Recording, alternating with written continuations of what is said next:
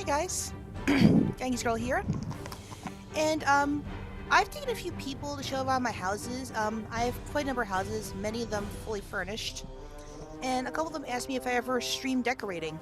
I haven't because I thought it was too boring, but I don't have any houses right now that I'm in midst decorating. I did one. I actually streamed a little bit yesterday, but I thought I'd take this opportunity to show off some of my houses with a little bit of better quality video and show you exactly what they are, their history, and the reasons I put the stuff where it is. Some of the houses are still in use, some of them are retired, and some of them are literal closets. But I'm going to show them to you. At least the ones I feel that are worth showing.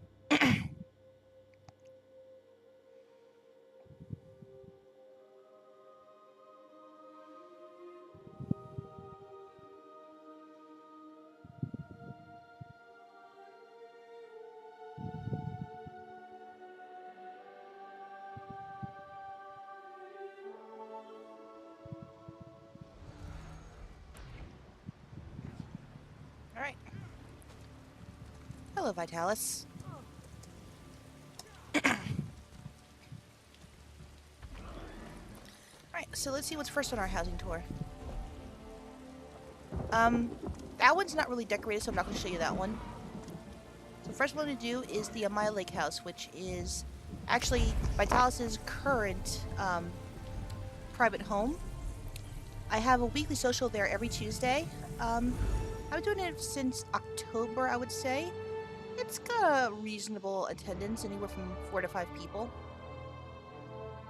Anyway, this originally was when the Avatar stage was still in Skyrim, or they still is in Skyrim, but when Vitalis still lived in Skyrim, they needed a branch in Vardenfell, and this originally was the Vardenfell branch. It's Vitalis' old summer family home. But since Vitalis had some trauma in the Shadowfen with some Argonian, abolitionists, he's recently moved back to Vardenfell. He fell back in love with the place after, when he was recovering from his trauma, his friends Draceth and Trevlin invited him to stay at their home for a week. He spent that week getting to know the people there, and he found he just was happier returning to Vardenfell. So, this is his home. I'll show you a bit around. When you first enter, you'll notice the water.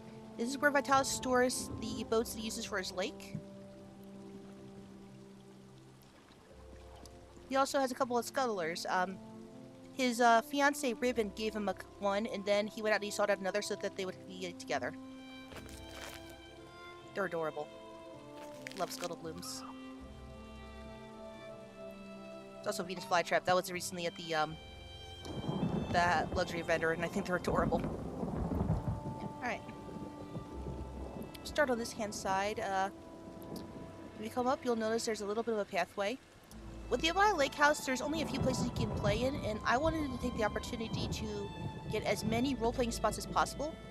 So I installed this big mushroom to get access to not only this area, which has a beautiful view of Vardenfell.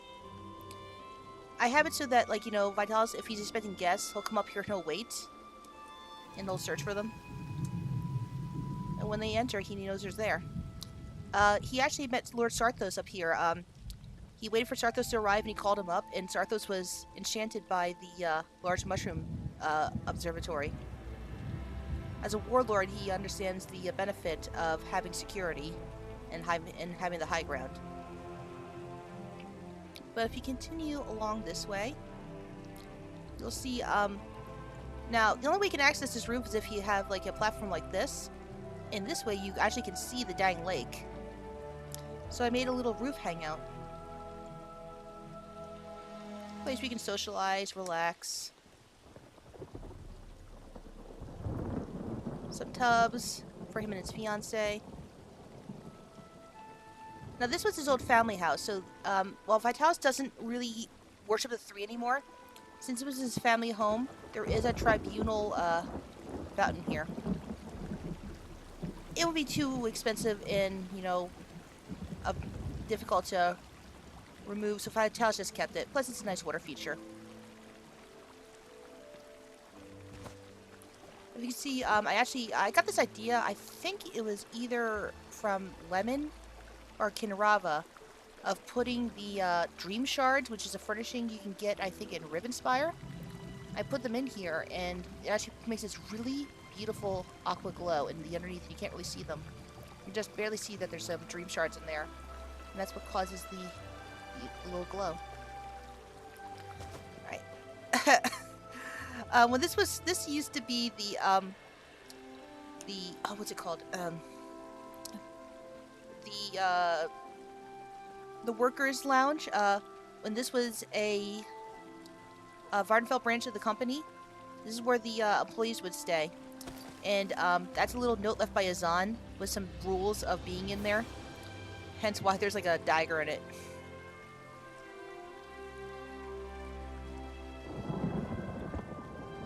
But Vitalis says since it's since it's private home now, he's turned this into a guest house. So I changed a few things, put up a little bit less heads, and made this into a nice guest house. You can still see this was where, like, you know, Velen would work with the finding people who were attacking the caravans. That's why there's still some wanted posters there. But since it's a guest house, he now has a nice little spread out for them, a little bathing area, vanity table, and plenty of beds for guests, and also some planners. So I just wanted to turn this into a nice little hideaway, and you can see there's actually, I'm gonna be quiet to see if we can hear those wind chimes.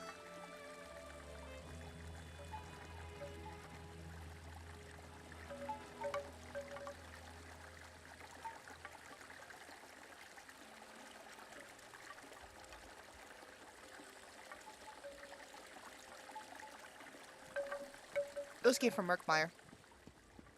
Alright. Continuing on, that's Vitalis' Tiger Jasmine. He's Icily had her, I've had her Icily for about, I would say, 3.5 to 4 years.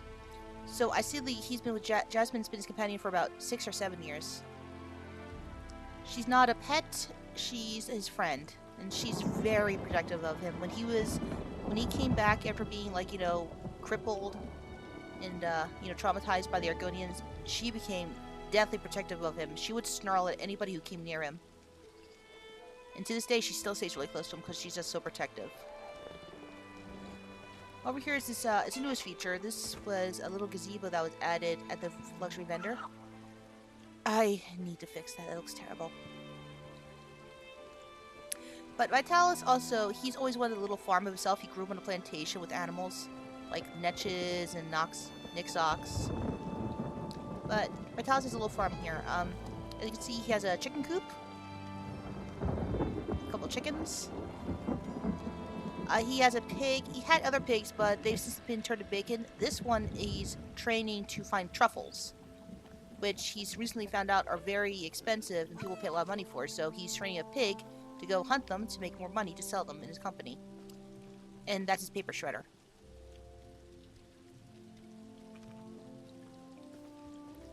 This is his glowing garden. I put a couple of the different glow plants in here. Now this was, my friend Dobbsy suggested this. He says, let's make a cave. And so I took a bunch of lava rocks and I made a little cave. As you can see, there's a couple of gems growing in here. See a little hideaway in there. And I made it so that there's a feature that if you want it, it can be a magical fire. Or just magical.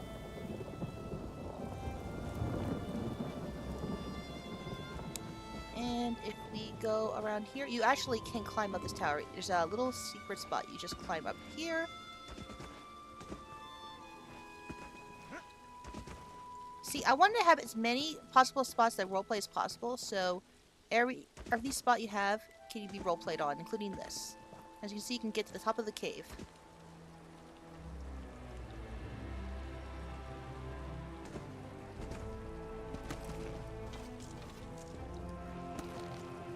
Up here is his outdoor social area. You see there's a hookah pipe.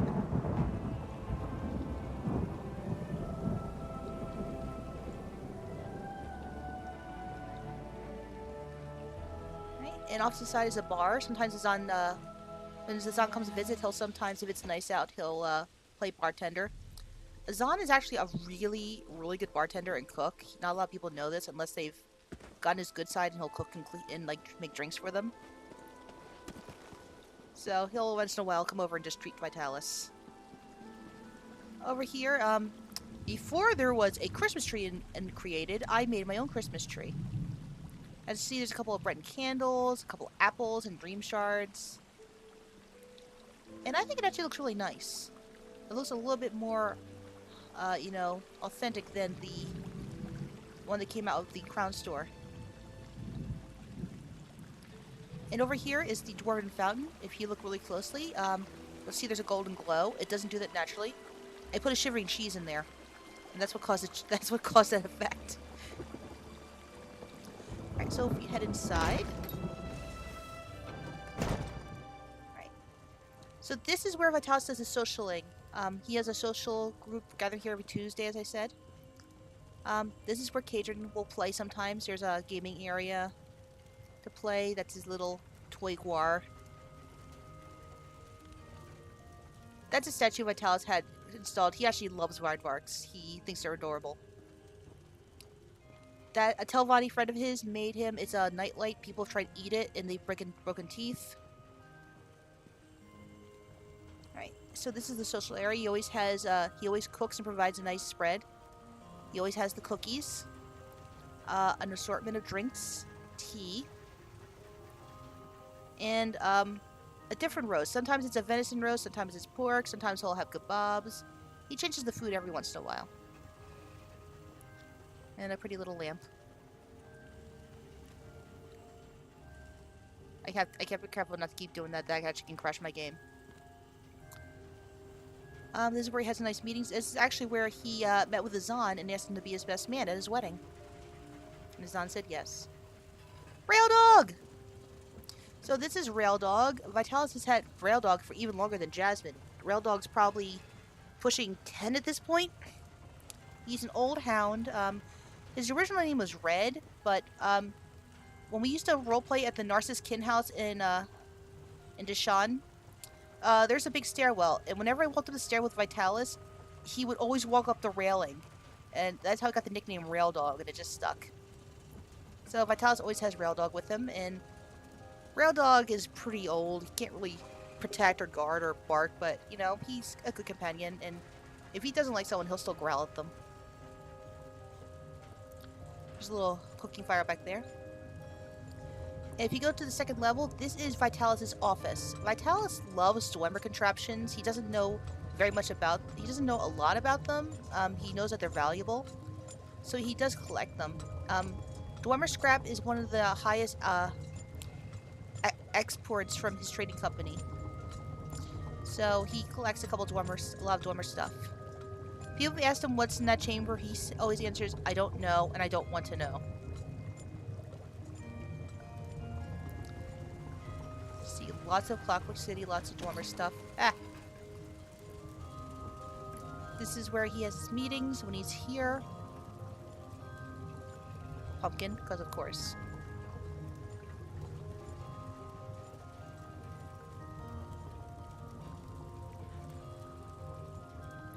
Over here is a map of Vardenfell. I put a little thing in there to make it smoke and have fire. And if you look really, really closely, you can see the meteor over Vivec City.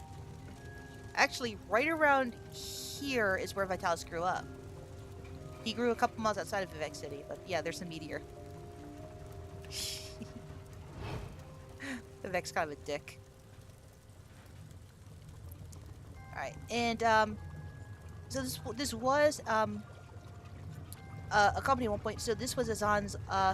He has a better one at the Kin House, which I'll show you later. But this was Azan's alchemy lab when we were here. And here is Vitalis' private bedroom. As you can see, it's fairly simple. I forgot that stuck out of the wall. That's terrible. Let's see, a nice little bed, master key. Okay, the story behind these seashells is Vitalis' former fiance, Damien, he and I role-played a couple for about a year and a half, almost 2 years, but a little over a year ago, he just dropped off the face of the earth. I haven't heard from O Sealy or I Sealy in over a year, and eventually I just had to move on. That's why Vitalis did get married. And before he proposed, Damien gave Vitalis a seashell so that no matter where he was, he would think about him. So that's why at almost all my houses you'll see this little seashell. Vitalis still has it.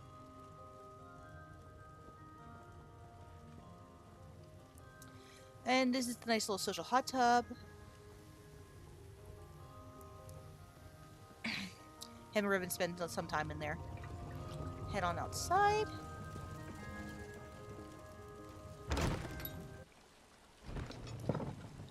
I like it when people don't expect this. They'll walk out the broom and they'll just start freaking out because they're suddenly in the mouth of this giant beast. Or like, it gets them every time if they don't know it's there. Vitalis is kind of a twisted sense of humor. And if you go in here, it's Vitalis's secret shrine to Zenithar. After the whole ordeal with the Argonians and his mother joining the temple, Vitalis was having a lot of conflict about his faith. And Serethi gave him a book about the Eight, the Divine Eight. And when he was reading about it, Dominisha, one of the Imperial officers in the Gold Leaf, saw Vitalis reading it. Seeing a Dunmer interested in the Eight, which is she was very faithful about. She still is very faithful about. Took the time to answer some questions Vitalis had. When Vitalis said he was interested in Zenithar, she spent a good deal of time explaining Zenithar, how he was the god of salesmen and merchants and crafters. And she even gave him a little pendant with the Zenithar anvil on it. And shortly afterwards, after Vitalis did more reading, he found he was really attached to Zenithar. So this is his secret shrine. Going on upstairs. This is Vitalis's kitchen. Pumpkins everywhere, and lots of bites to have. So I installed the hearth in here because I always wanted to have an area to cook in here. So now we have a hearth.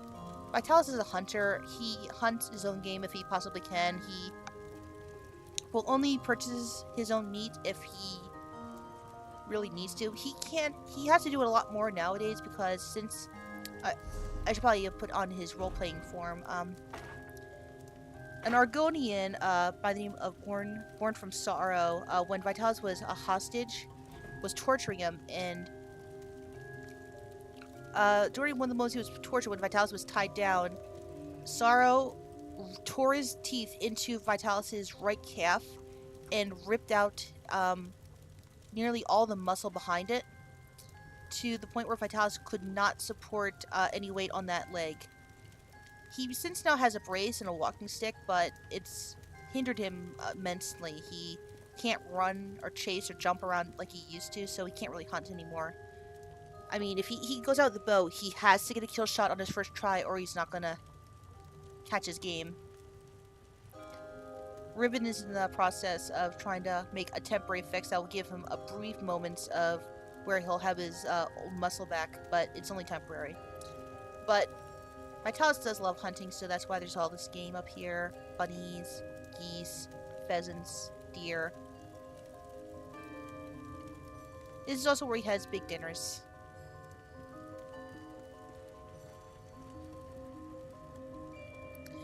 You head on upstairs. This is the private area. This is where his mother Yazir stays when she comes to visit. This is her bed. And over here is his son's bed. As you can see, there's some toys, some colorful clothes, his books, and a little of his favorite toy figurines, and his music box. See, there's a dragon, a unicorn, and a serpent that he gets to play with. This toy turtle.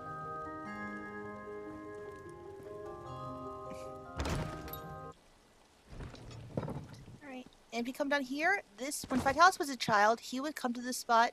He would hide from if he wanted to hide from his parents, he'd go to this roof and just hang out here. And when he was done, he would just climb down the tree to get back down. Vitalis has since turned this into what he calls the Pumpkin Roof Inn.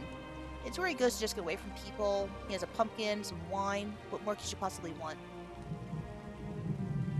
And when he's done, he just goes over and climbs down the tree. He can still climb down. Even with his bad leg, he can still climb. At least down. Alright, so that's that house. Oh, I forgot to tell the story about this. Since this was his old family vacation home, that skull is actually the skull of the first Guar his family ever had in his family history. That was the first Guar, the first caravan, and they kept it there. Kind of morbid, but kind of nice. Okay, next house.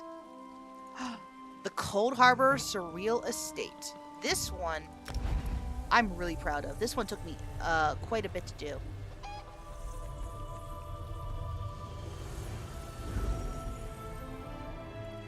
Most people, when they saw the Coldharbour Estate, it's just basically nothing but a flat land of, you know, rock and stone and slate. And it's actually pretty cool, because this, like, gives you the freedom to do whatever you want, because there's not a house, it's just lots of flat land. But I had an idea of what I wanted to do with it. And you'll see in just a couple seconds.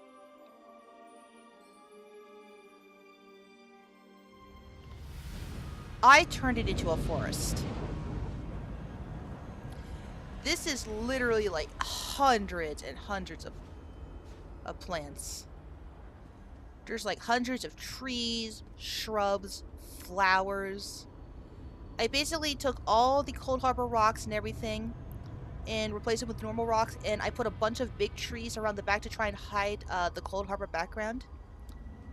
So, and I chose as many different trees. I got a whole bunch of tree packs from the Crown store, and I just went around in circles, just sporadically, just dropping trees randomly.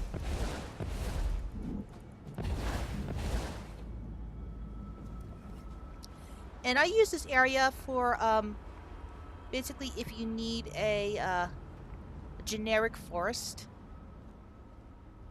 There's a Hircine place right now, but it's very orange and very dark. This one, it's also not as lush as this one is. And if you look really closely, every once in a while, you'll see an animal. Like there's an elk. Put a bunch of patches of flowers.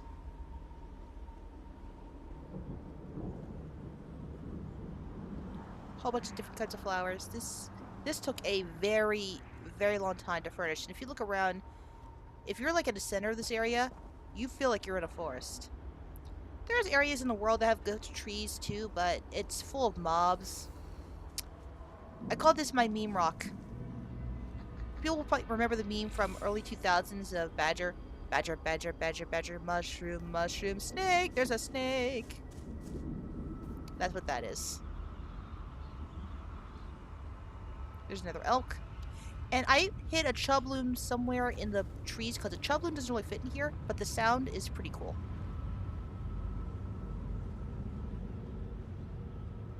So every once in a while you might hear a chubloon. There's a couple of butterflies. And I also have a cave. Up you can see fireflies, see? See the fireflies? There they are.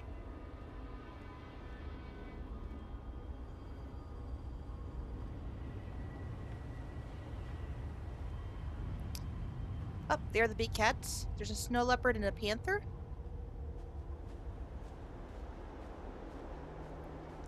And somewhere I have a cave.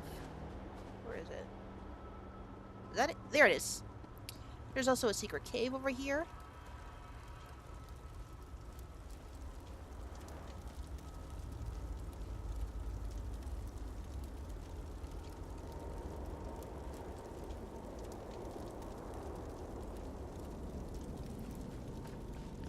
So it took a very, very long time, and I pretty much used up every single spot in this area just to have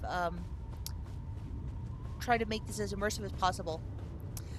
I've actually had people ask me if possibly to have, like, you know, PvP battles here because of all the people it would be a line of sight nightmare because of people dodging between trees and everything.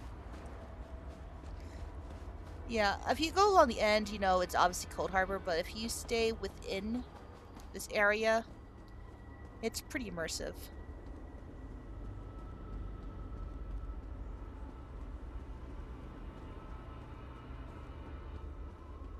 I've had a couple RPs here where they were foraging for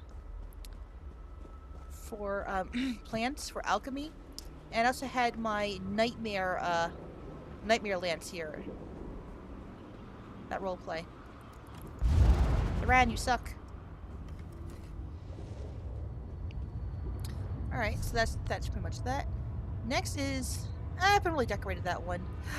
Okay, now this isn't a house I use for roleplay. This is hi Rexon. I'm just showing you off the houses I've made in ESO. We're currently going to see my closet. This is where I store all the extra furnishings of the game that I don't have room for in my bank. I just showed off my Amaya Lake Lodge, and we just finished with the Coldharbour Estate, which was my forest. We're going to the closet now. This place is a yard sale from hell. And you'll see soon. The first year there was a Jester Festival, I did it almost every day on all my tunes, and I collected so many of these stupid banners.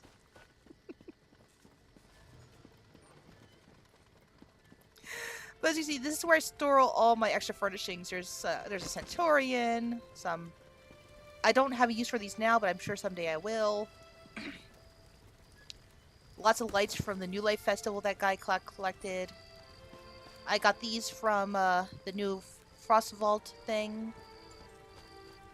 Crown crates. I have at least 4 or 5 Shaker Rush statues. They're around here somewhere. And this is where I display all my trophies. I pretty much have every trophy in the game. Except for, I don't have Vet Cloud Rest yet. Still missing that one.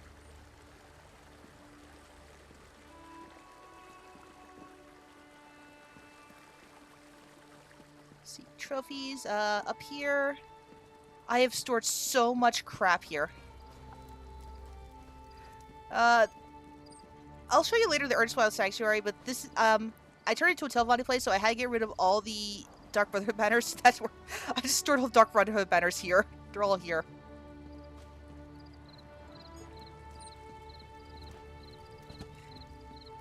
Yep, more stuff. Another Shaggoth. Some Dwemer. Those stupid things from the Holojack, and oh, this is where I store some of my Radiant mounts. These aren't all of mine. I have a lot more Radiant mounts, but you can only display so many. This is where I display my favorites. These are the ones from the store, from the Scale Caller season. These are from the, I think it was called the Holojack one? Nightmare one, and these were from the Sigix season. I have another video on YouTube. I have another video off to the side of my mount collection, which is very extensive. So that's my closet. Next honor thing is the Ebonheart Exchange. So Vitalis is a Hlaalu House Lord. So he has a kin house, but unlike most Dunmer, his kin house is located in Skyrim because he moved the company and himself were moved there. So he just accepted it as his home. So whereas most people have, you know, their houses by volcanoes, and technically there is a volcano here, but ideally it's not there. But his is located at the foot of the mountains of Skyrim. As you can see, there's snow, and the ash is supposed to be snow. Actually, you can see a little bit of snow right now falling. As you see, there's the Northern Lights from Eastmarch. Aurora Borealis. Vitalis has guard dogs. So this is House in Thyrin. As a Hlaalu House Lord, he of course needs to have a house. So this is where he stores the extra wares and caravans from the Ebonheart Exchange, his trading company.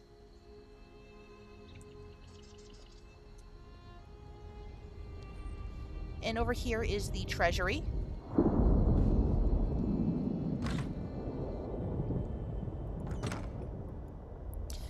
As you see, Vitalis is a Hlaalu, so he stocks up on a lot of gold. Every time I bring someone over here, they always do this. They love dancing in my gold pile.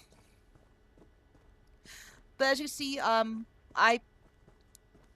treasure hoards you get for the black market mogul is nice, but they're not nearly as pretty as the little pile of coins. So I have like 60 coin piles right here to make it look pretty, along with some gems and some trinkets and gold and treasure chests.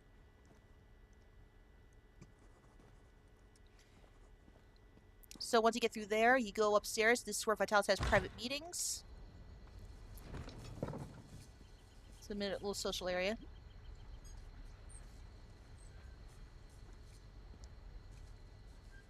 Hookah. Because Hlaalu. Vitalis loves his hookah. Alright. So you come around this way. Since Vitalis is the Ebonheart Exchange, it's why it has the Ebonheart Pack stuff there. Lots of dragon themes. More dogs. This is where his father or adoptive father, Vek, stays. Vek is an eccentric Telvanni. He's not big on, like, you know, the big and fancy, so Vitalis made this little yurt for him to stay. It's where he has a baby infant daughter named Ren. So that's where she sleeps, that's where he sleeps. He has a nice little setup for him. And his father actually is a Telvanni, even though he's a Hlaalu. It's adoptive father. It's winter right now, which is why there's so much snow, because they live on the side of a mountain, and that's a target dummy I made.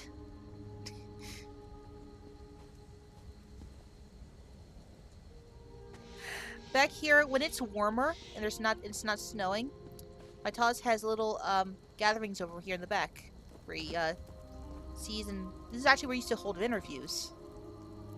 He would sit down, offer them a snack, and they would talk.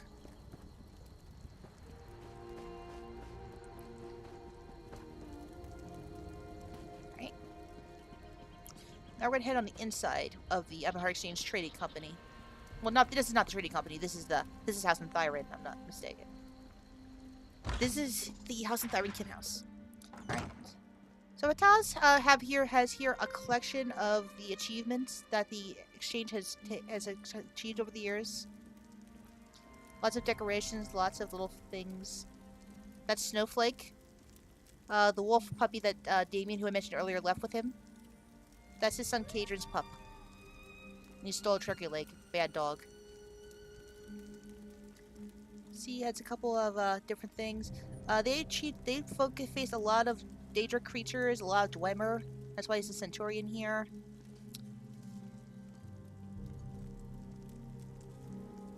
All the monstrosities they faced. When they aided a human Floyd had his Argonian party pass through, and the exchange helped them through an area. So that's to represent the alliance they made with the Argonian tribe. This thing's just cool.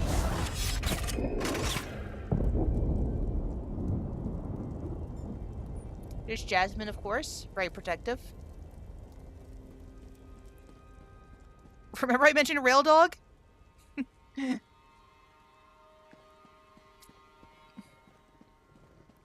Up here is the area where Vitalis does his work.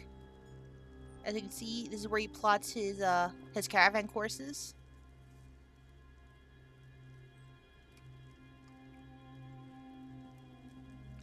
Right, this is where they do their research. And this is Azan's expansive alchemy station. Vitalis gave Azan the works when it came to alchemy. Anything he could possibly want is right here.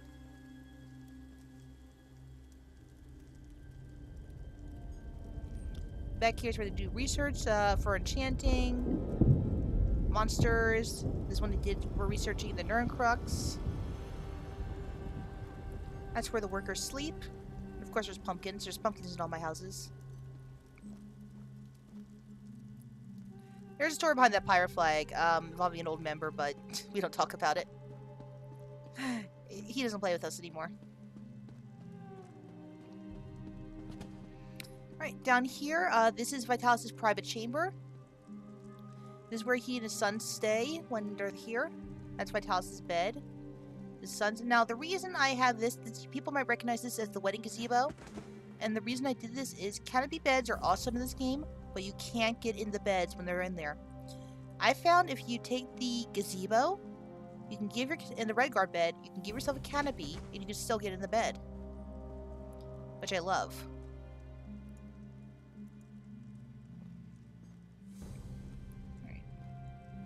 Right, over here are pumpkins, and over here is his son Kadrin's seashell collection, which I think is adorable.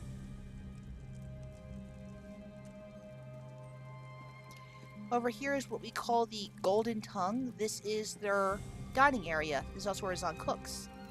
I can see over here is Morrowind, the representation of where they came from. And on the opposite side is Skyrim, where they live now. And basically we have the works for what you need to cook. Vitalis' favorite, pumpkins.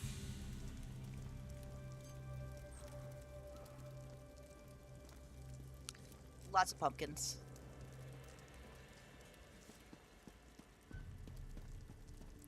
Over here is his Vvardenfell wing. This is where guests stay.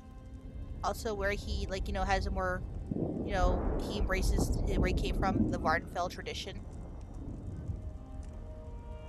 This is the guest room. If you haven't read the 37th lesson, it's hilarious. I definitely recommend looking into it. It's a fun read. So anyway, that's House Enthyrion. Next on the list is the Enchanted Snowglow home. This is Vitalis' private romantic getaway.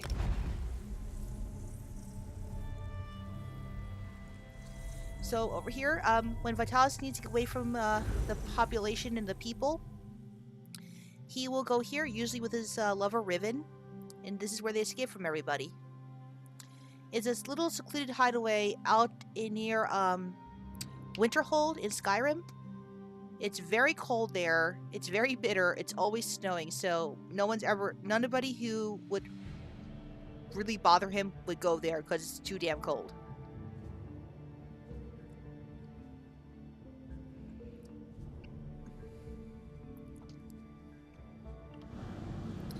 Alright. So we see here, Vitalis has installed a little sauna area, enchanted to keep nice and warm. Because if anyone's ever been to the mountains, people know that sometimes they have hot tubs outside on the mountainsides, and while it's cold, there's nothing better than being in a hot tub in the middle of a brisk cold air. It's really it's something somewhat satisfying. That's what this is.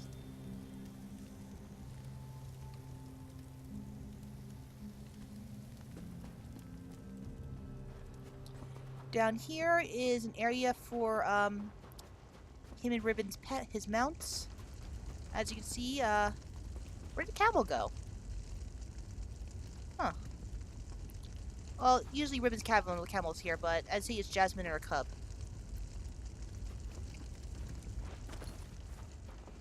Alright. And there's not much on this side, but I do have a little secret Easter egg hidden off the side. There's a wolf pup again. If you look close in the distance over here, snow cats. There's a snow leopard and one of those scale color cat things that I got from a crate. Or the gift boxes, rather.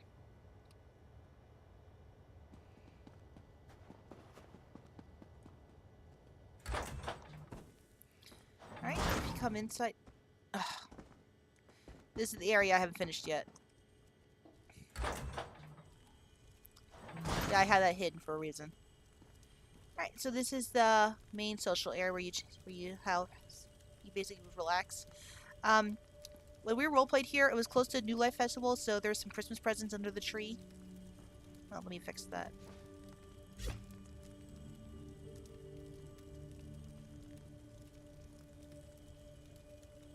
There. And I even made a snow globe. At least I attempted to.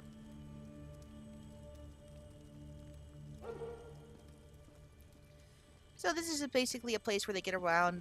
They eat really, really unhealthy food. Pies, meat pies, cookies, just really... just nothing but sugar and carbs while they're out here because, you know, this is their time away. Nice little bed chamber. Wine. And this is where their doggies stay. That's Ribbon's dog. He gets the bear rug. And there's Rail Dog, who gets a huge doggy bed. That's actually like 3 long Khajiit pillows all lined up to make his big dog bed.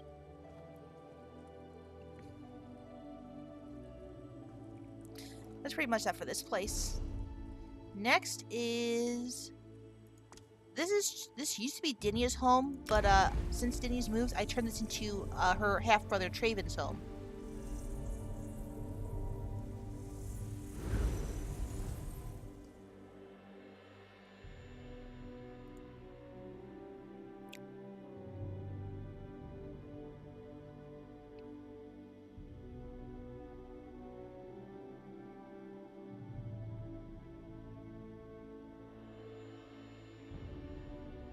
Oh, Ryzen, thank you for the follow.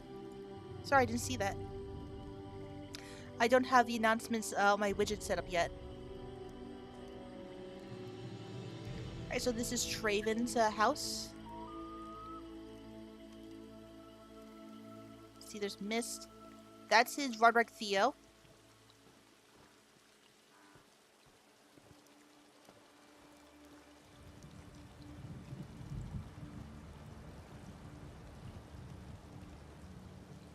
He also has a little bit of garden here. This used to be Dinia's, that's why it looks a little, might be not entirely the way he lives, but this is where he lives now. You see, so set up some tea, crumpets. There's another bed for Theo that actually used to be for cats. Little garden.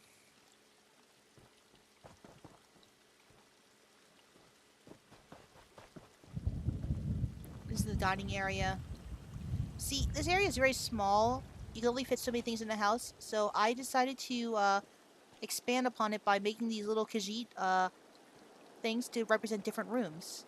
So here's the library, the social, and I made a Stargate. This is basically the portal when he wants to go somewhere. It's the Vivek pool, and I put a Nord gaming table in the center so you can't see the hand. But this is Traven's portal. Oh, and if you look over here, you can see a pie cooling on the windowsill. It's little touches like that I love. And as you can see, it's a little bit of a Telvanni tower. You can see all these mushrooms growing out of the top of it.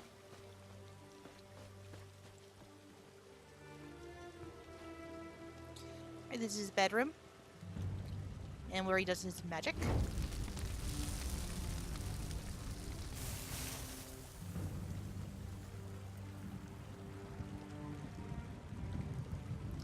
It's alchemy. A little novelty table.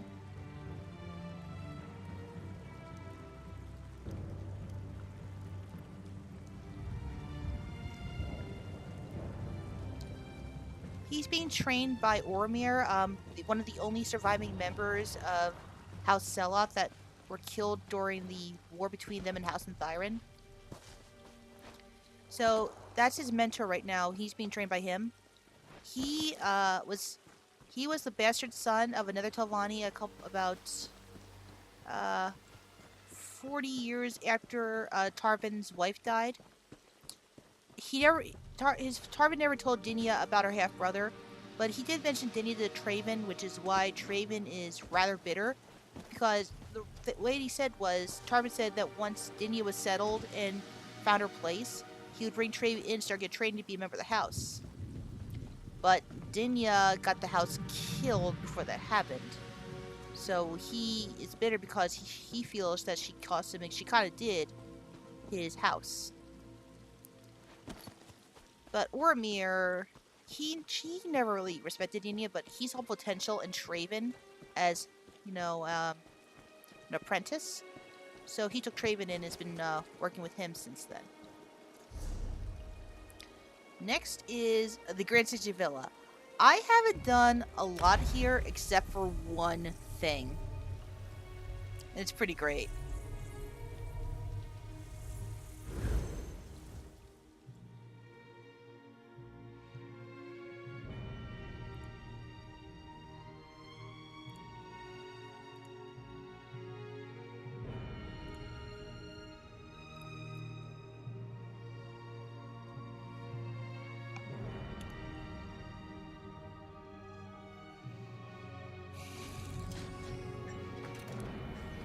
Alright. There's not much here. My plan was like to turn that into a mountain to try and block that off. But as you can see, there is one thing I made here. And it's great.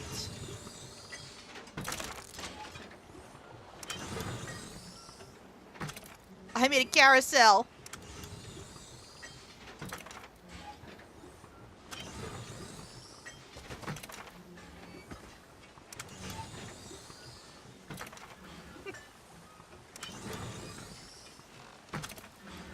You can try and stand on the animals, but it's kind of hard.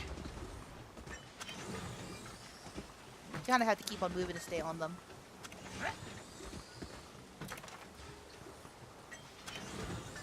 Yeah. And if you want to turn it off, you just whistle.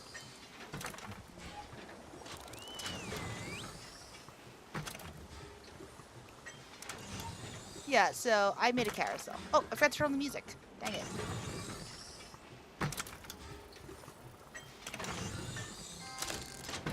There we go.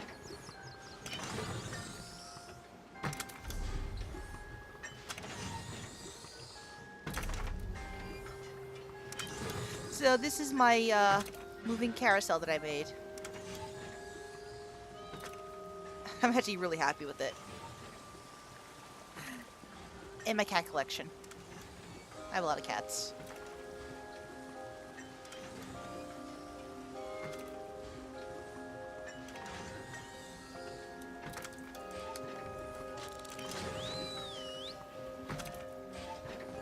So that's pretty much all I did here.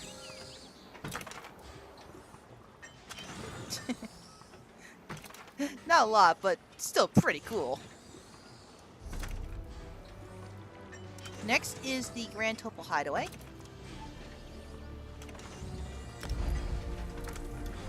This one I just worked on yesterday.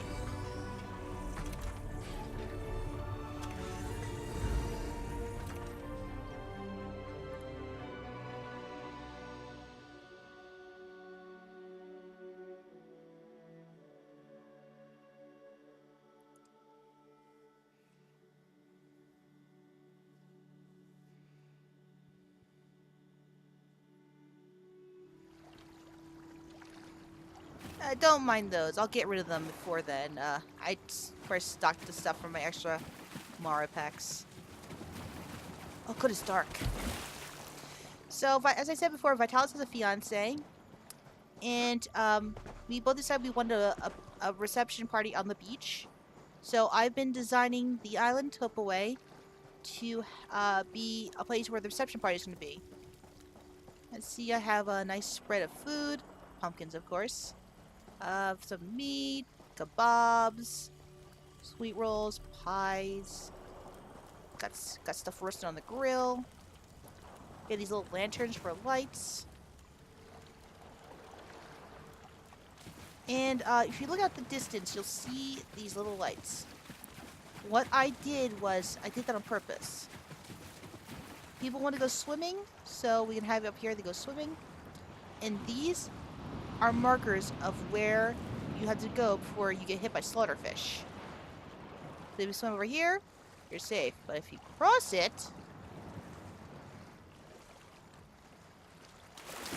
slaughterfish.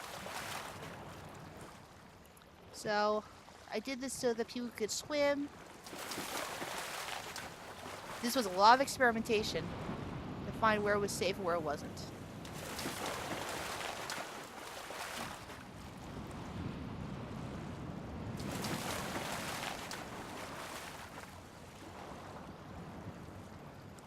So these little markers I placed here so that people could RP swimming around and they won't have to worry about going too far and having their immersion broken by being eaten alive by slaughterfish.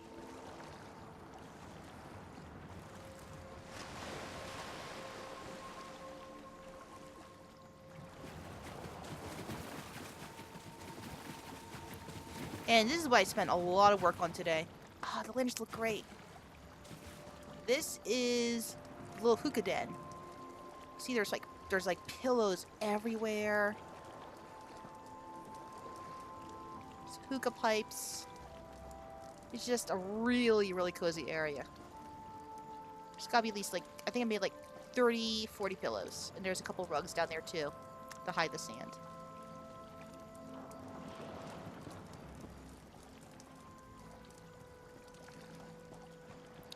And I made a little gaming area, beer pong, a game where you throw and try to knock down the pins, and a little bar area. We plan to have a lot of guests, so a lot of drinks. So that's that area. What's next?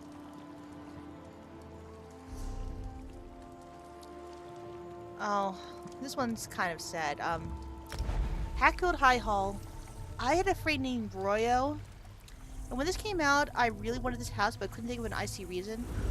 Royo had made a Nordic werewolf clan called the Wolfborn Clan. It was basically a Nordic clan of werewolves, and I decided to make him his clan house because he didn't really have a place to roleplay or, like, you know, call his own. So I made him a clan house for him and his guild to have. I spent a lot of real life money and a lot of in-game gold decorating it. They spent about 6 or 7 months there, and then Ryo killed off his character, and the guild died. So sadly, this house, which actually got featured in a role-playing newsletter for decoration, is now pretty much useless. I've actually taken a bunch of stuff out of it. There used to be, like, you know, bodies here for the dead. I first took, since no one uses it anymore, I've taken a lot of stuff out, but there's still some stuff in here. I can see the Herstein banners. The old prison cell where they would, like, lock up, you know, ferals or disordinates. Or insubordinates, or whatever the word is.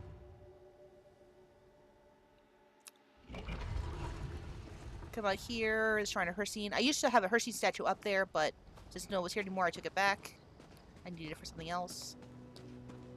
This is where the ritual where they become members of the clan. I decked them completely out. I gave them their, like, all one of every type of clan of crafting station right here. And this thing here. Don't know what it is, but they liked it. As you can see, it was a werewolf clan, so they had elk to hunt, little tents just to socialize. I thought I had a campfire out here.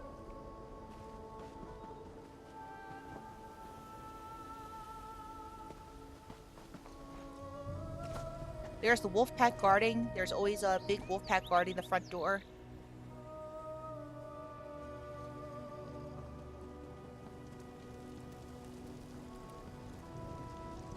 Werewolf Shrine. Up here is where you would have the clan meetings.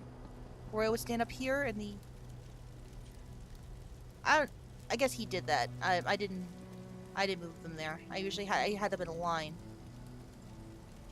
But this is where we would meet. And to call them forth, he would blow this horn.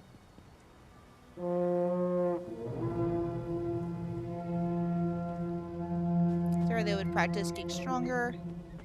This fucking thing, I don't know. They asked me to put it in there for them. I didn't want it. It kind of goes against my vision. But it was their guild house. I tried to compromise. This was Royo's room. Drums, bones, Skyrim. Enough said. Now, when I was designing the house, the one thing Ro did request was an outdoor bar, so I made this for him. Now, this was hard. Setting up all those kegs lined up there, that was not easy. As you see, I spent, honestly, a lot of money on the big Gold Coast keg. I had the beer pong table here originally, but since they weren't using it anymore, I took the stuff and recycled it for my party house.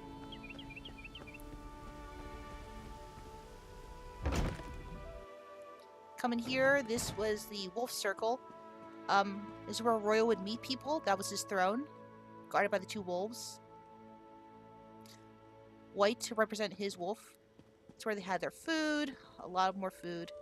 And they would settle disputes or form hierarchies right here. This was the fighting circle. The rules were you could not leave the circle of wolves. You see there's scratches from werewolf fights. Stuff like that. If you go upstairs, pumpkin. Now, if you go upstairs, you'll notice at one point that, you know, there's just this cutoff and you can't access the other side. I said, let's screw that. And I made these planks so that you can access them.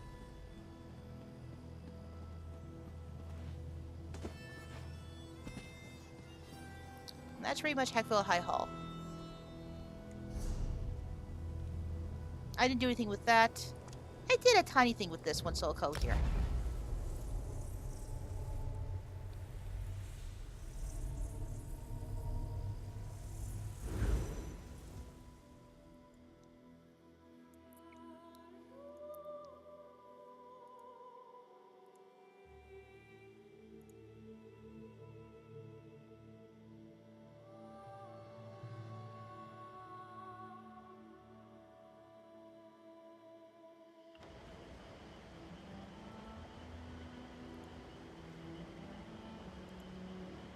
Alright. So as you see, this is the new Zamir house. It was too amazing for me not to get, but I got it unfurnished because there's no furnishings here I really needed. But I do plan to do role... I'm in the Gold Leaf Acquisition, and they do a lot of adventure, exploration, RPs. And delves are really good for roleplay, but the problem is we have to keep track on it because if we're in there for more than 47 minutes... the devs did this to prevent people from farming. So every 47 minutes we had to go reset it. So if we do player houses, we don't have to worry about getting kicked out. Now this is one. I made a spa. Kind of like an indoor hidden getaway. There's sticky babies everywhere. Sticky baby. That's what Machete calls them. Sticky babies. As you see, there's swamp jellies out there swimming. Random lizard. Sticky baby. Sticky baby.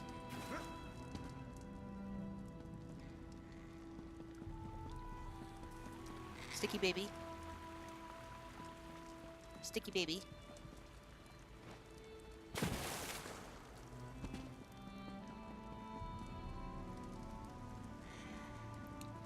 Alright, so, basically this is like a little underground, like, you know, hideaway spa. People can go get refreshed.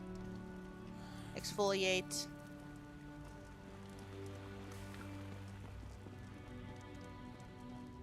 Anyway, that's what I used it for.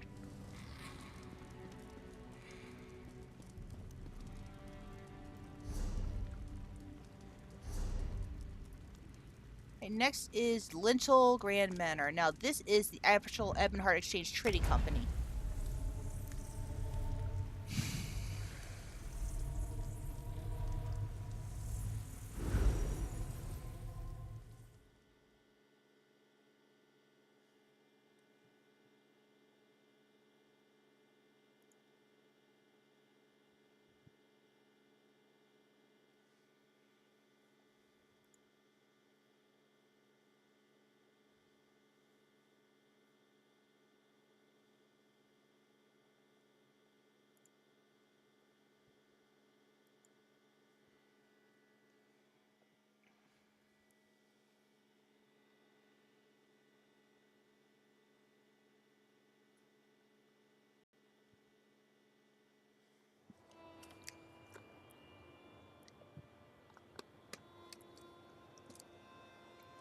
So this is Vitalis' trading company. This is where all the this is the heart of the business. This is located on the border between Morrowind and Skyrim.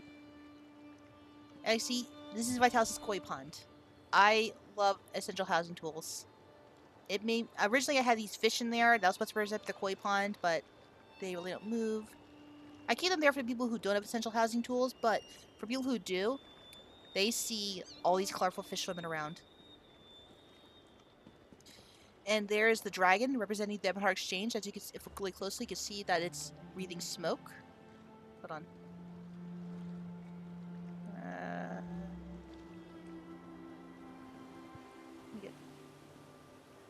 There. As you can see, it's breathing smoke. I put incense burner in it, and that's the waterfall you get from Somerset.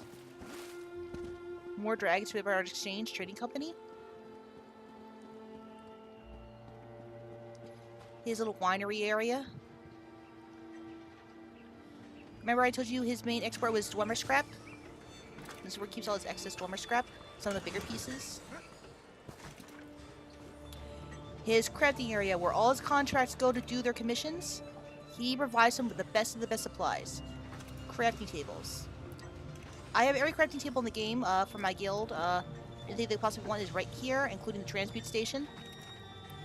I wanted to give them the best of the best. As you see, I added some extra pieces that aren't interactive, but they're decorative. Like, I keep the sewing stuff by the clothing table, the smelting fire by the this thing here.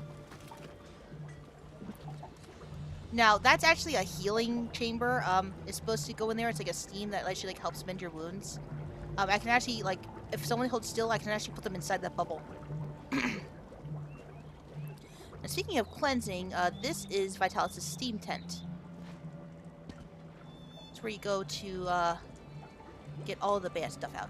Now, the way I did this is a Redguard fire pit. I turned it off. I put an Indral brazier inside for effect, and I covered it with pebbles. And that's why it looks like that. I think it's a pretty nice effect.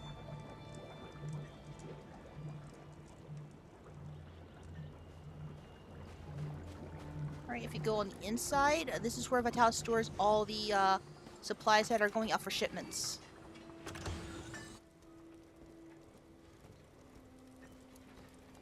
Because I'm in that categories, there's the Craglorn section, the Miscellaneous section, and the Dwemer section.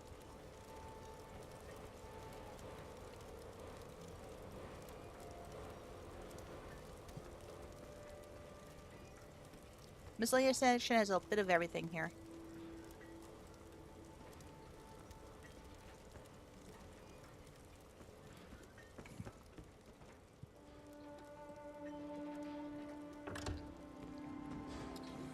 Head out here. Vitalis also has some Ebonheart Pact siege weaponry out there. More dragons to present the pact.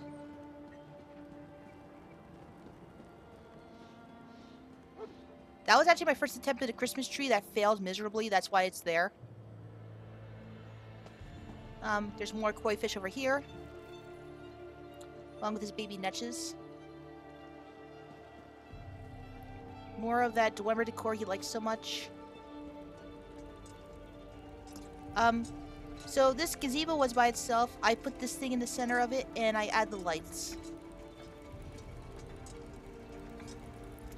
And this was a stable thing. I put the orb you get from Scale Color in here to give more animation. I still don't know why I put that chair there. But that's a sphere. I put the sphere from the gift from Clockwork City in there. Looks neat.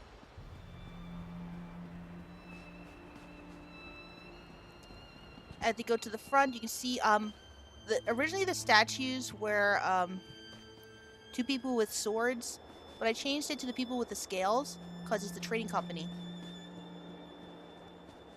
That was expensive, but worth it.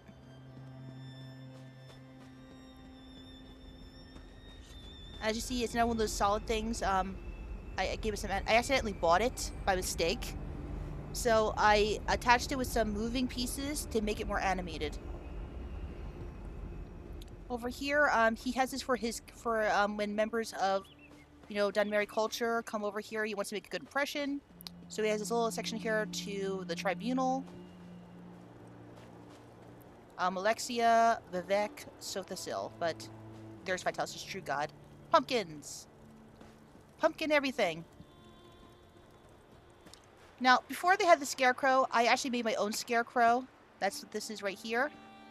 I took the little dummy and I covered it in corn or wheat. But then this thing came out with crows. And I'm actually really happy they came out with pumpkin patches with a bunch of pumpkins in it. That saved me so much room. And in the back here, I swap it every once in a while. I'll change with different animals or something. Always exchange with different animals or mounts to represent what the company is currently trading out. This time I put my little Griffin collection here. This is the one that came with Somerset. This is the one for gifting. This one was in the Crown store. And this is the one you got for the plushie.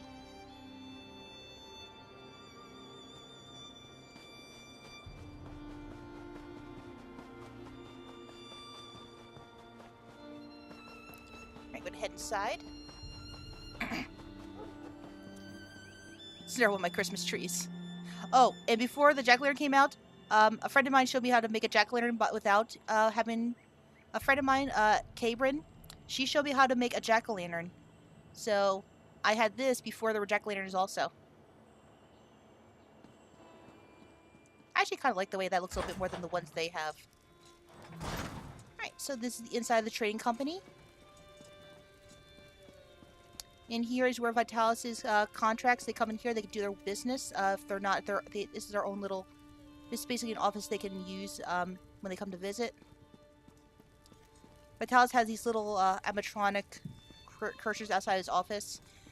He wants people to think that there's these like mechanical guards that will do something nefarious if they try and pull anything.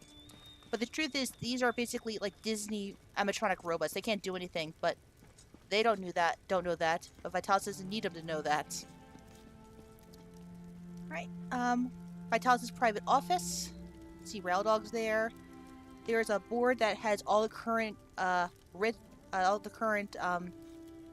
contracts that are out.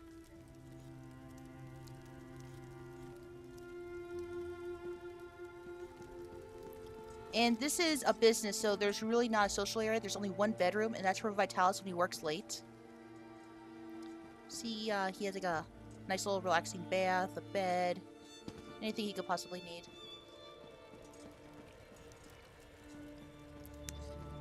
Head upstairs. This is where he has some larger meetings.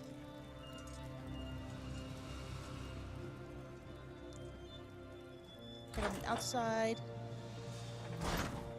More meetings are celebrations, socials.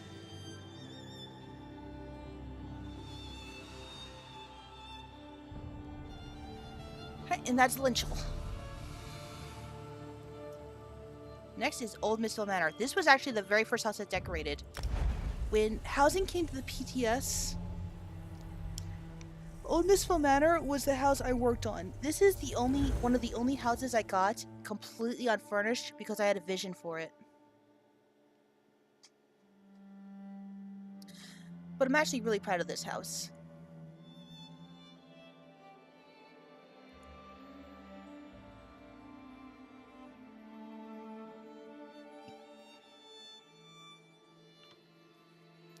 So this was Vitalis' old private manor.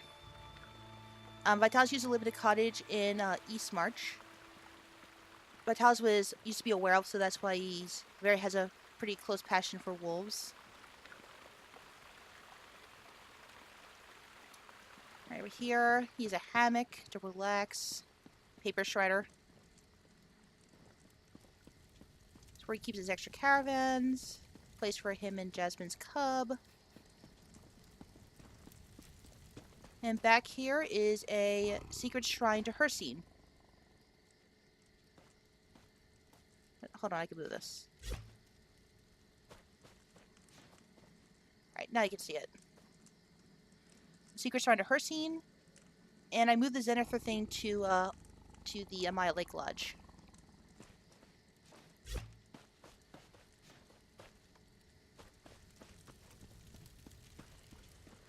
I'm really glad it's nighttime now, because this place really looks great at night.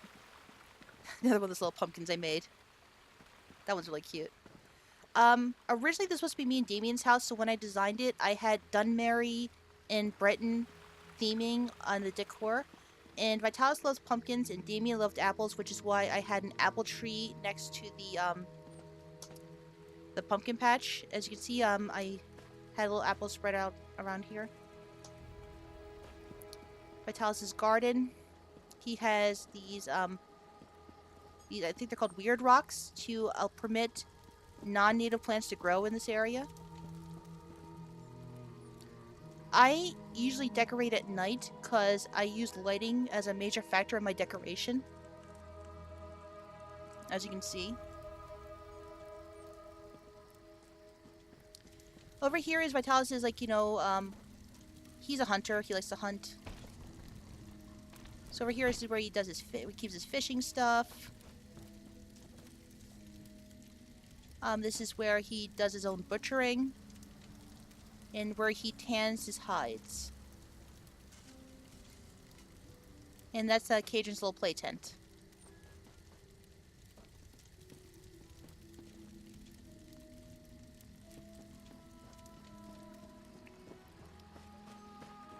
Alright, head inside. Now the inside, I was trying to make it extremely cozy. If you come in here, you get greeted by this warm hearth with a nice loving dog and this little setup. And I found that the pieces of bread, these are furnishings that drop sometimes when you steal. And these little like breadcrumbs, they actually look a lot like biscuits, so I make them as like, scones or biscuits. Vitalis' hearth always has something good to eat, something's always roasting, something's always cooking.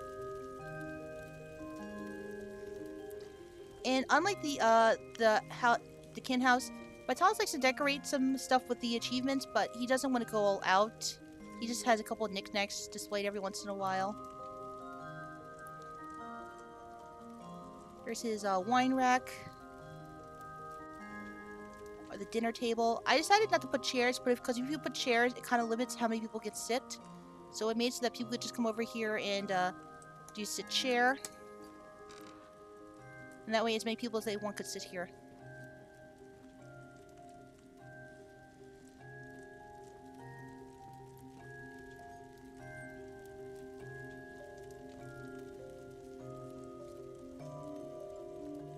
And this is a nice little thing. And this is Cajun's play area.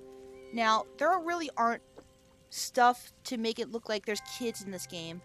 So, I do like hint. You see there's a stick mount. There's a children's book. I phased the gaming table onto the floor. Skivatron toy. Jester coffer. And the little statues, I phased them into the floor so it looks like they were action figures. The yarn ball is a little ball he plays with. Just wanted to make it look like a child lived here. And the Zahulu twins had a bantam guard named Emergency Rations. Vitalis was near one of their camps and found this and thought it was Emergency Rations, so he thinks they stole their bantam guard. But that's just a random bantam guard. Emergency Rations is fine with the Zahulu still.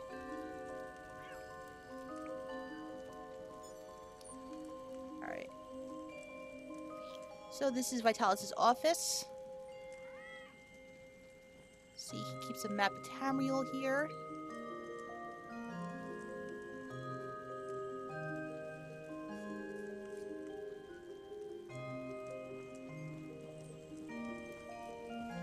You go upstairs, is a more social area, more intimate. See, Vitalis has some hunting trophies here.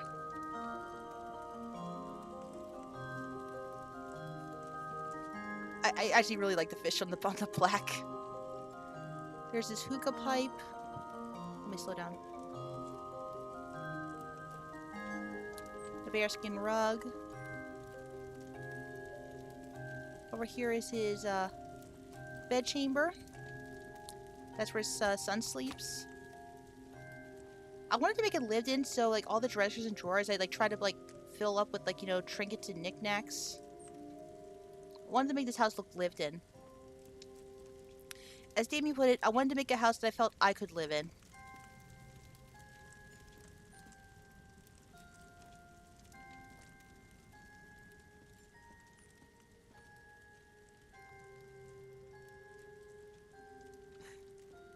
force Vitalis to keep a hunting knife by his bed.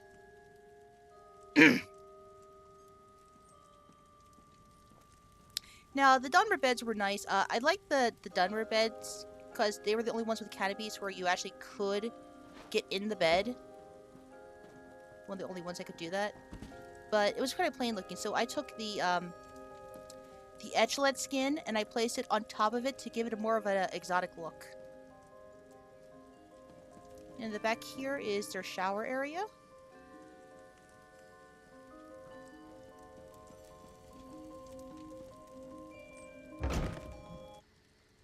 And this is... I made this area so that they could watch the sunrise and the sunsets together on the balcony. And as you can see, there's the Breton and Dunmer theme I was telling you about. You see here? A Dunmer rug, Breton table.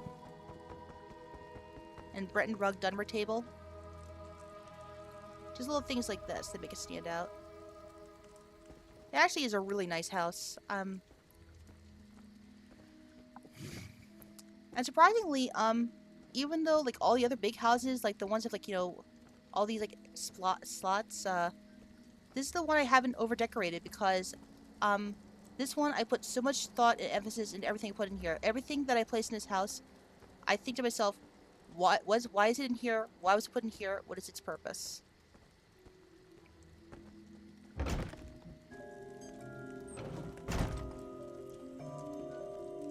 So this is Vitalis' cottage.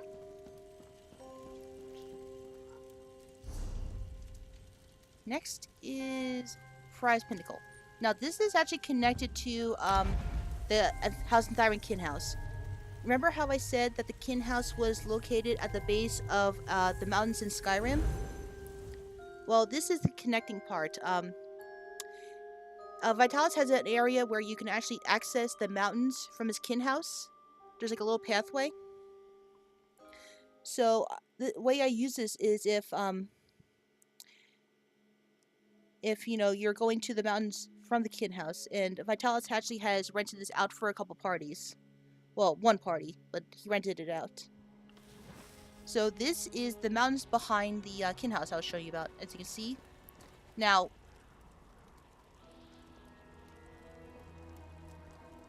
normally this isn't here. It's like a dead drop, and that is extremely dangerous. I'm gonna tell you, setting this up, I died a few times falling. See, I don't like the fact that there's just this steep drop right here, so I extended it out, put a couple board planks, put up a whole bunch of these grates to prevent people from falling off.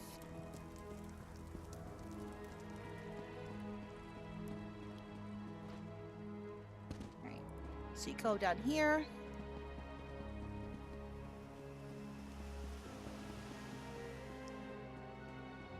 This is also where a couple Vitalis stores some of his dogs. The ones that love the cold. A little bit of a extra place for people to sleep if they don't mind the bitter chill. So sometimes he hosts parties here and just gives him some place to stay.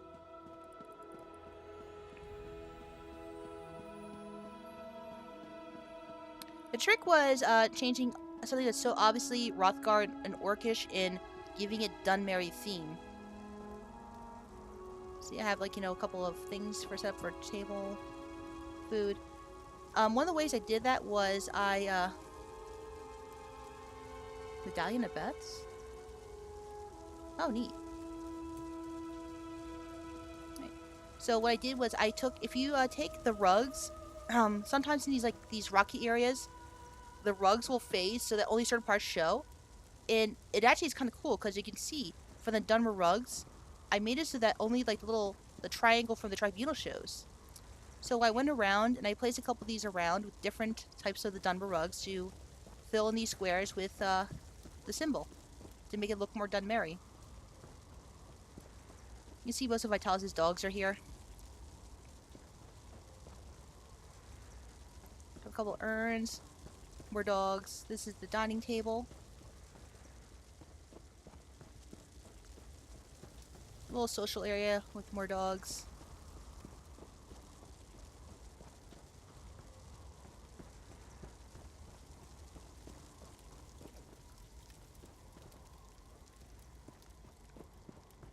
I basically, what I was is I went in here and I just, everything that was, you know, orcish, I replaced it with something that was, from Vardenfell.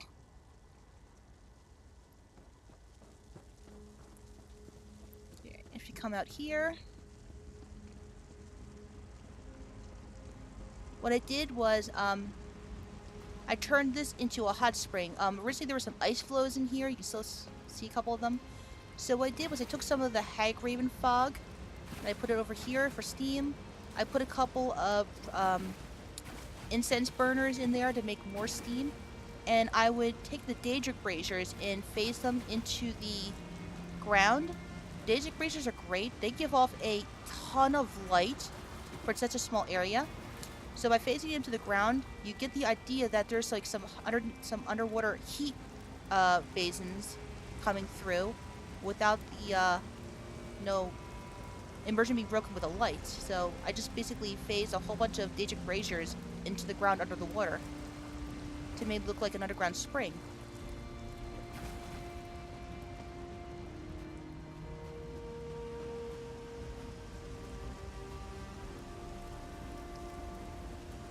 Some people, like, extended their platforms up there. I never did that.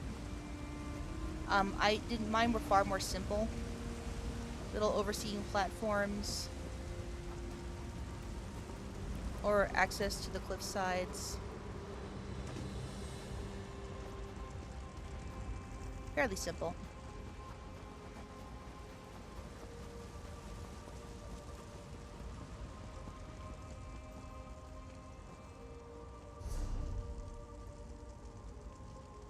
Next is the Princely Dawnlight Palace. Again, I've only done a few things in here, but I'll show them anyway, because I am proud of them.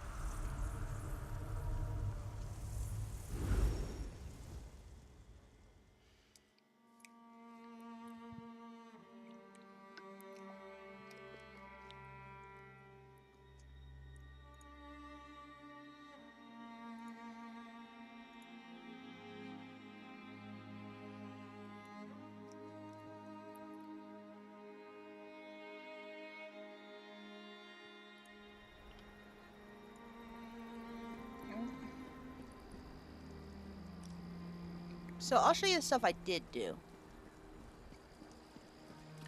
Like over here, Vitalis has a little bit of a garden. The story behind this is Vitalis does not own this place. He time shares it with a couple of other Hlaalu lords. So they all chip in and they all get to spend some time here every once in a while. I really should get back in here and start doing some stuff with it. There's a couple things I did, like I made this lit up fountain area.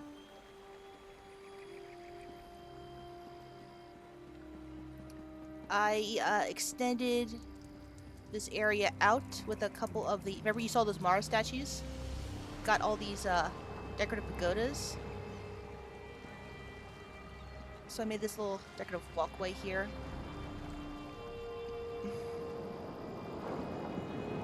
Overhang.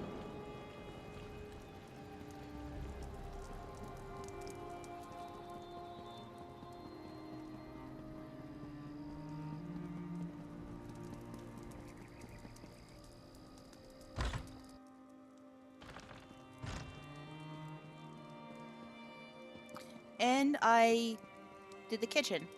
When I got this house first, I thought this would come fully packed. This was bare. There was like the hearth with nothing in it. This thing right here and a couple of these little cupboards. That was it. I didn't like that, so I filled it up. Like I put a campfire in there to make it look more alive. Put some food in there, roasting, some game animals, some decorations. That's a cauldron, and I actually took an Argonian ladle and I put it in there to look like a big spoon. I filled up all the shelves with food and treats. I covered the counter with all kinds of bread and vegetables. I just really wanted to bring this hearth to life.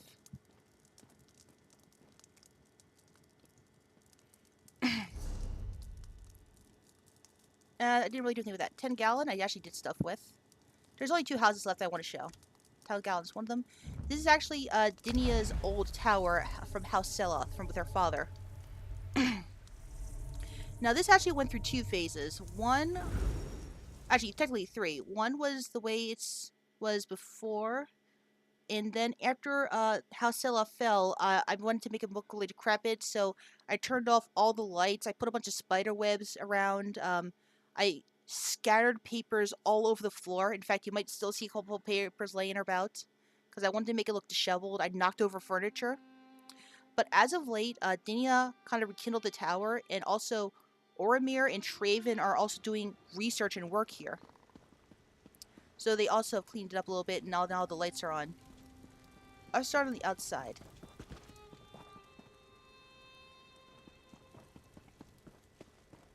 Now, as I said, Dinya's family researched Daedra.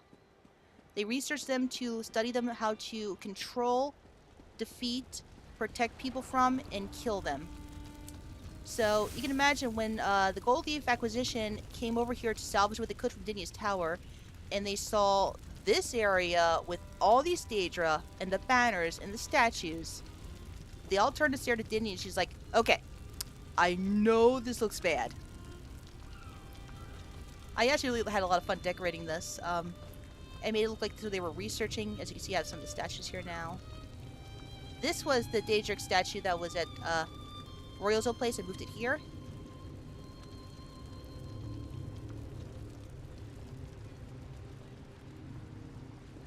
There's a Malkath statue. There's Molig Ball.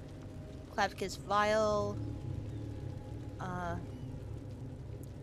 There's the Raven Queen. Sheogorath. Oh god, why am I blanking on her name? Oh my god, I've forgotten her name. Oh my god.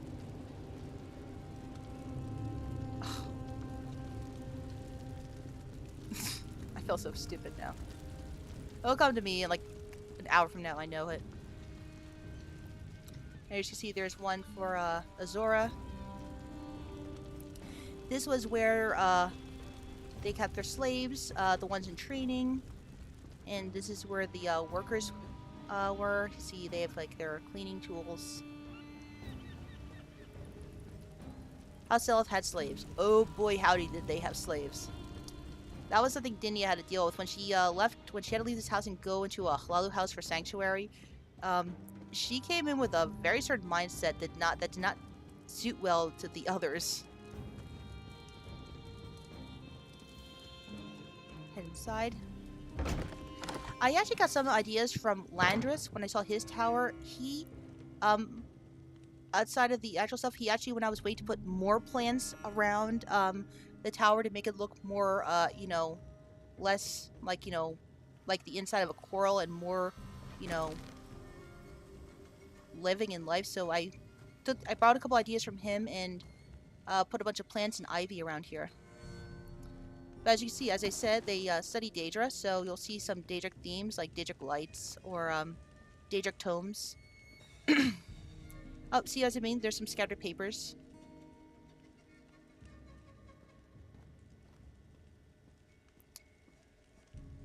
You should see it before, when all the lights were off and there was cobwebs everywhere. It looked really creepy. It really looked abandoned.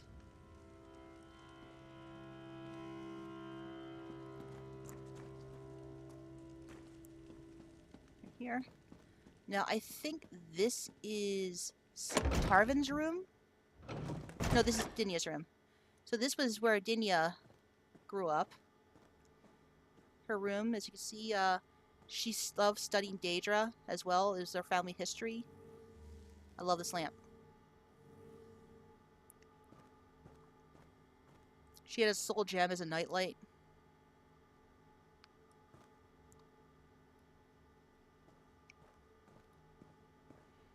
And that crystal, the story I have for that was the reason Tower lived so long while Dinya was away was this before her mother died. This crystal was said to embody the spirit of her mother. Not her mother's soul was in there, but just, you know, the idea of her mother's protection and her guidance. So Dinya kept this in her room. This crystal was basically the representation of her mother. And she thinks that this crystal was what kept the tower alive because there was no mages or magic to, you know, to protect it or take care of it. So that resonating magic from her mother is what kept the tower long enough before she came back to repair it. And this is Tarvin's room, which is now actually Oromir's room. And Diddy's room is actually now Traven's room. Why are you here? As you see, more papers are scattered about. I wanted to make this place look disheveled. Before, like, everything was knocked over, the bed was turned over because they were tearing this place apart after they, you know, attacked House Seloth. So, see, this place is... I put one of those, like, luxury furnishing crystals in there that gives us a ton of light. So that's Tarvin's room.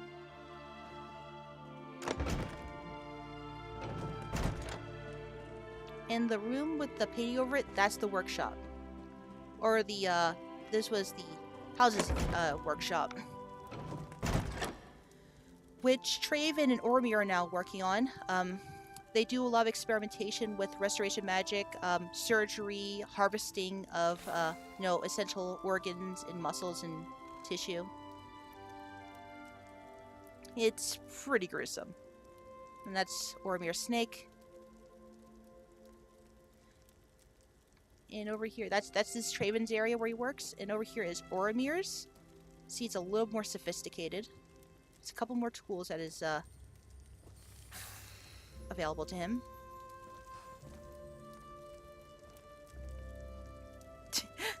That's always been there. That's one of my ideas was they studied Daedra, and one of the house's last projects that they were doing was they were trying to make a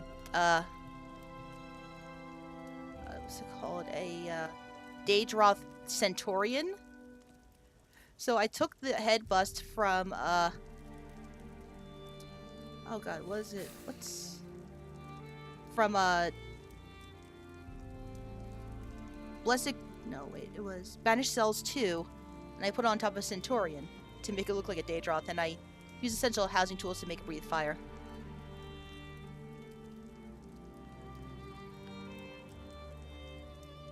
Like here, there was like studying liches, like, you know, as slowly as they lost their flesh. And I just like, this is Meridian Stone. This looks really cool on fire when you activate it.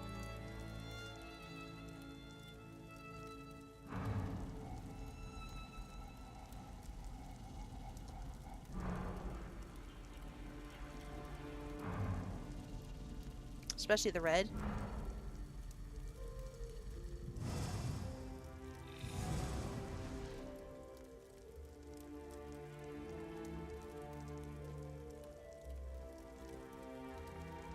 So that's the workshop.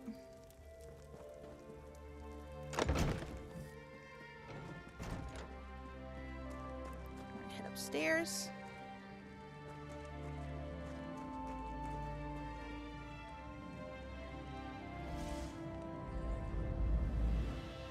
Now this was Tarvin, who was the magister of the house. This is his workshop. I took about 5 or 6 coin piles, and I just like basically angled them on top of a crate to make it look like this place was just overflowing with gold.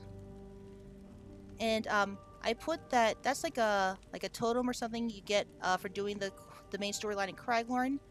I put that in the Daedroth's mouth to look like that was actually a staff. And Tarvin was researching forming Atronox of different shapes in you know, more animalistic shapes. So it was him researching how to do fire. He already mastered electric ones. This was him researching fire, and up there was he was researching frost. So he had a lot of soul gems, and in that Titan's mouth was a scroll that gave them access to the secret island where Tarvin would take Dinyo when she was a child. So that's the workshop. With that, I think there's only one place left, and I think that's actually my favorite one. which is Dinia's new house. Dinia used to have the coven before she really had herself settled. Now that she's in a better place, she found herself a secret place. She accesses through portals, and it's located in the Somerset. It's basically a large cavern, and the only way you can access it is through a portal because there's no other way to get inside it. That a normal sized human could go inside, and unless you knew it existed, you wouldn't know the portal inside it. So this is Dinia's cave. Now this one has a lot of stuff in it. It's actually going to take me a while to show off.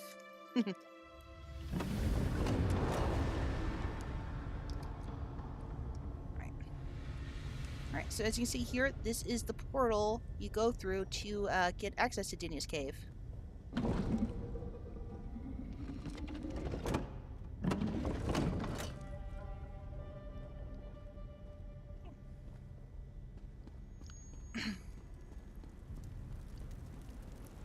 As you make your way in, Dinia does have some security up. That's actually not that's not a crow wraith. That's not necrotic at all. It's actually a golem. Dinia took enchantments and clay and cloth, and she sculpted this creature to look like this. It's just made out of, like, just crafting materials to be and the enchantments make it look alive, so people will come in here and they might automatically assume that, Dinia's a necromancer or something, but it's actually, she's an artist. She crafted this and sculpted this. She does not believe in necromancy. She's actually disgusted by necromancy.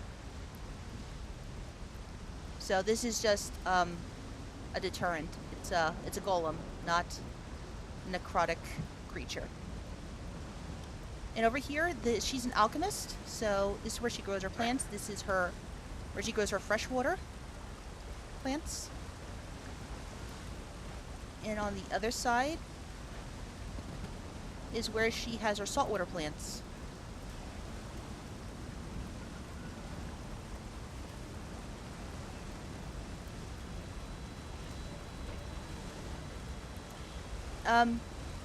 Before Dinia went back to her tower to repair it, she practiced by growing these large mushrooms to get a feel for what she might need to do to repair a tower of the size and stature of House Seloth. So that's why there's these giant mushrooms here. Alright, if you go to the right, this is her social area. Dinia has a lot of cats. She went through some bad stuff, and she started off with one cat, and then she found two cats. The cats were friends, and she found out she liked cats, and she got another cat and another cat, and she ended up with 8 cats. But then her house got invaded by the Incorporeal, and she lost 2 cats. But she still has cats. This is her fish tank. Again, I had the dead fish in here, but the essential housing tools make it much more alive. Her little library, as you can see. There's a kitten on the books.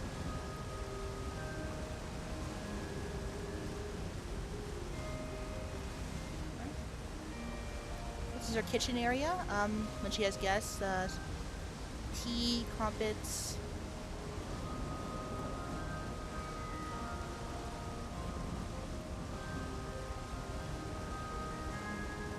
Dining area.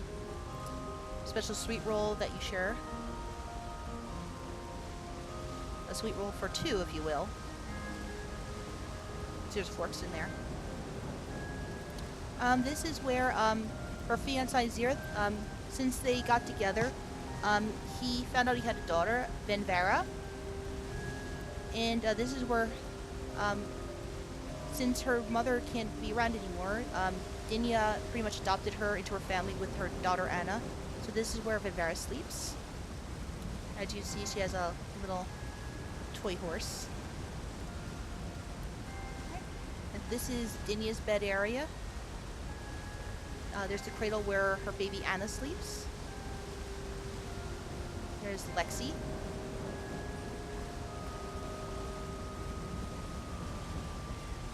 And Dini is an artist, as I said.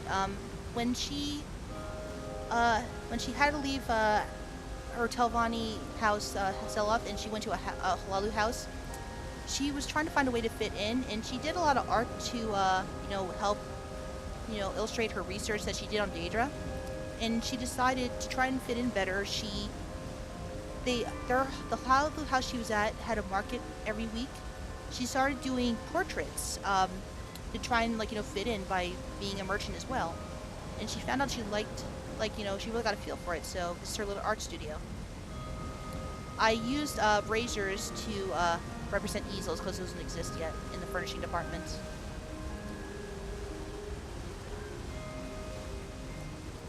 See, there's some paints. The clay where she made her little golem. That's the cat that Zirth gave her. Zirth knew she liked cats, so he got her this big fluffy boy.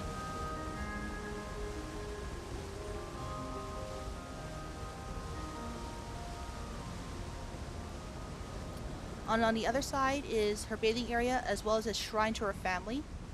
I said her family studied to fight off Daedra. I got those from the Mid-Year Mayhem stuff. They just phased them into the wall. But this is the actual shrine to her family. That's her mother and her father's urn. I really love this Meridian Orn. Wait, why can't I access it? It's weird.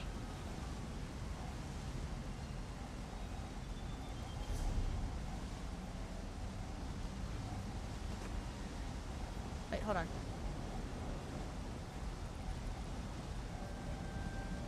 Oh. Alright, now I can access it.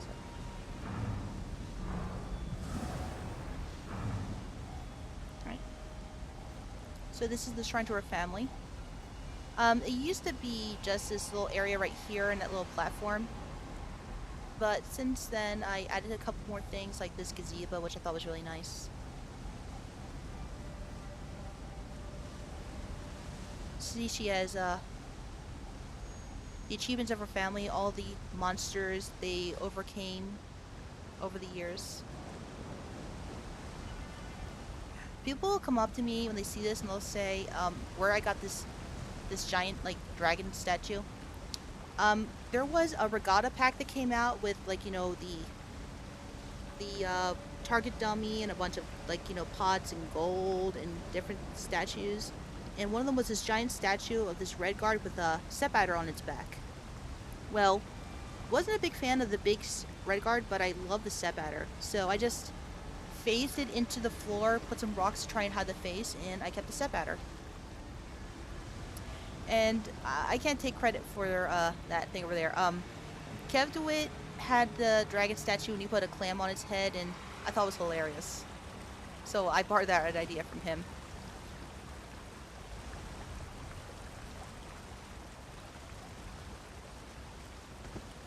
Oops.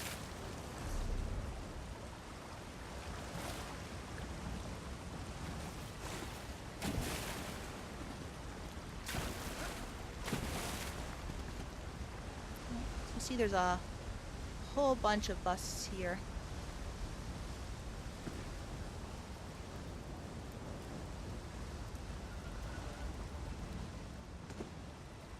In the back is your shower area. Once again, the Somerset waterfall.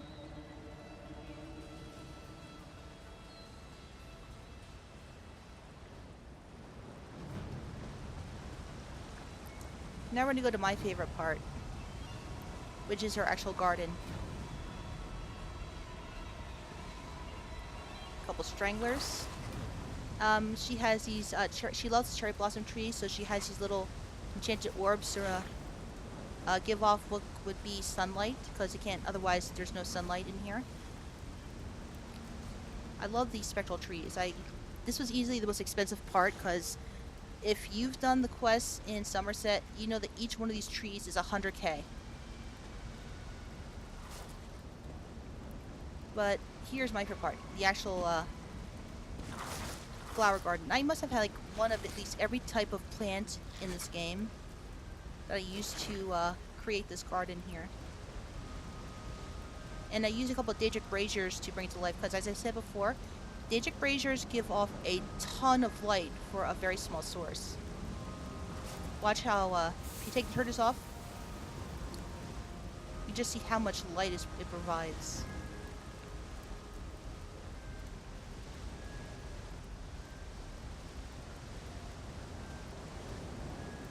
I wanted to make, this place was just like desolate, full of like cold, dark rock, and I just wanted to, since Dini is an alchemist, I wanted to bring it to life with as many, plants as I could. And fulfill that, I also put in this gazebo here, and I filled it with butterflies.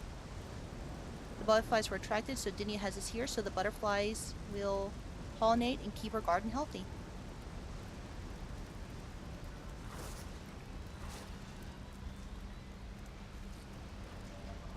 Another cherry tree. Here's a little one she's growing.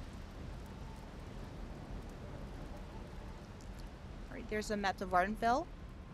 So you see, I always like to have it smoking, and I like putting that little thing to represent the meteor. That's your creepy mushroom garden.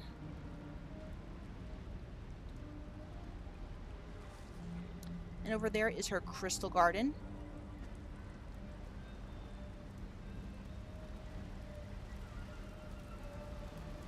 And this was where she was growing the elemental berries. Unfortunately, I had to put those away since that plot was over. But what I had was these different berry plants with different Aetronox under them to represent the earth elemental, the lightning elemental, frost, and fire. So it actually had mounts phased into the floor to give off effects. Now we just have, this is where she keeps dangerous plants. Those are the ones from Murkmire. And this dragon skeleton. There was that crown crate where they had the skulls with the flames in them. I put those into the dragon's head so make it look like it had flaming eyes, which I think looks really cool. And over here's the fountain where she waters her plants. And if you go off to the side, this is her little social area. Normally it ends here. I build an extension out.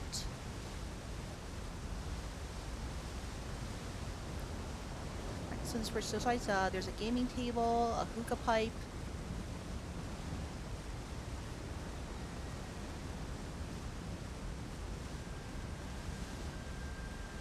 And if you go down here, she has a little private swimming area.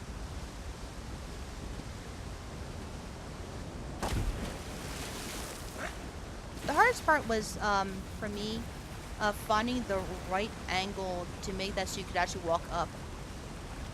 And I also put some platforms here so you wouldn't accidentally fall down and kill yourself.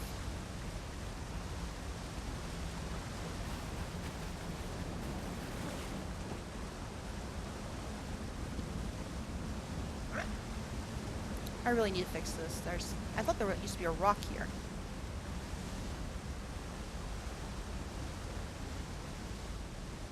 And that's pretty much all my houses that are worth showing off. I have other houses, but they're not decorated, or they're just used to store some extra things. Haven't done anything really special with them, but these were the ones that I actually put a lot of work into. I love decorating houses. It's a lot of fun. As a role player, it really helps with the immersion. And I hope you enjoy them. Okay. Have a nice day. Cheers.